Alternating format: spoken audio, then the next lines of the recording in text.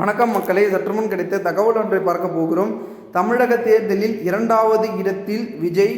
திடீரென வந்த புதிய சர்வே திடீர் தகவல். இந்த ஒரு தகவலை பற்றி நாம் பார்க்க போகிறோம்.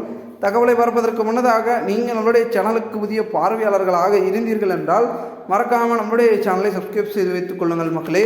கூட இருக்க பெல்லைக்கனம் ஆளில் கொடுத்து வைங்க. அப்போ அரசியல் சார்ந்த காணொலிகளாம் நீங்கள் தினசரி உடனுக்குடன் தொடர்ந்து தெரிந்து கொள்ள முடியும். வாங்க வீடியோக்குள்ளே போயிடலாம். தற்பொழுது தமிழக தேர்தலில் போட்டியிடும் வேட்பாளர்களில் 981 பேர் கோடீஸ்வரர்களாம். அதிலும் 3092 வேட்பாளர்களின் விவரங்களை ஆராய்ந்ததில் இந்த தகவல்கள் பார்த்திங்கன்னா வெளியாக இருக்கிறது. அதில் கிட்டத்தட்ட இந்த 981 பேரில் காங்கிரஸில் 2 பேரும், திமுகவில் 7, அதிமுகவில் 3, பாமக 1, அமமுக 1, தவேக 8 பேர் என 100 கோடிக்கும் அதிகமாக சொத்துக்களை வைத்துள்ளனர்களாம். இவர்களின் லீமா ரோஸ் மார்ட்டின் 5863 கோடி, விஜய் அவர்களுக்கு பார்த்திங்கன்னா 648 கோடி, ஆதவ அர்ஜுனா 534 கோடியுடன் டாப் 3 இடங்களில் பார்த்திங்கன்னா உள்ளார்கள்.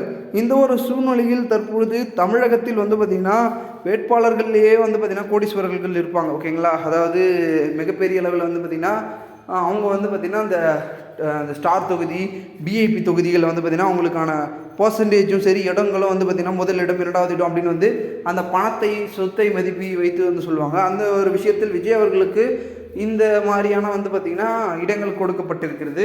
ஸோ திமுக கட்சியில் இல்லையான்னு கேட்டிங்கன்னா அவங்க கட்சியில் சொல்ல வேண்டும் என்ன நடக்க போகுது அப்படின்றது. அவங்களும் பார்த்திங்கன்னா அவங்களுக்கான அந்த குறிப்பிட்ட இடத்தை பிடிப்பார்கள்.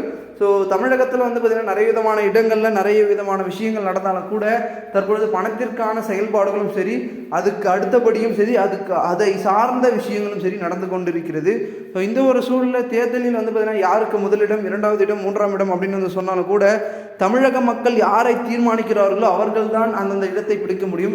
சும்மா எல்லாராலையும் பார்த்திங்கன்னா எல்லா இடத்தையும் நிரப்பி விட முடியாது. அவங்களுடைய பார்த்திங்கன்னா வேலையை பார்த்திங்கன்னா பார்த்து தான் ஆக வேண்டிய ஒரு சூழலுக்கு பார்த்திங்கன்னா இருந்து கொண்டிருக்கிறது. விஜய் அவர்களுடைய டைலாக் தான் நீங்களாகவே வாங்க அப்படின்றது தான் இருக்கிறது. யாரை எங்கே எப்படி உட்கார வைக்கணுன்றது மக்களுக்கு தெரியும் அப்படின்றது சொல்ல வரும் விஜய் தான். ஸோ அப்படி இருக்கும் பட்சத்தில் மக்கள் பார்த்திங்கன்னா தீர்மானிக்கக்கூடிய ஒரு நேரமும் காலமும் பார்த்திங்கன்னா வந்து விட்டது. அந்த ஒரு நாள் 2026 23/4 அந்த நாள் அன்று மக்கள் ஒவ்வொரும் வாக்குப்பதிவை செய்வார்கள்.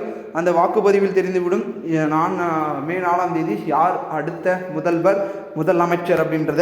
ஸோ அதில் தவேக என்ன மாதிரியான இடத்தை பிடிக்க போகுது அப்படின்றத பொறுத்து பார்ப்போம். மேலும் இந்த ஒரு தகவலை குறித்த பொதுமக்கள் உங்களுடைய கருத்துக்களை கூறுங்கள். போன்று நீங்கள் அரசியல் சார்ந்த நிகழ்வுகளாம் தினசரி தெரிந்து கொள்ள நம்மளுடைய சேனலை சப்ஸ்கிரைப் பண்ணுங்கள். நன்றி, வணக்கம் மக்களே.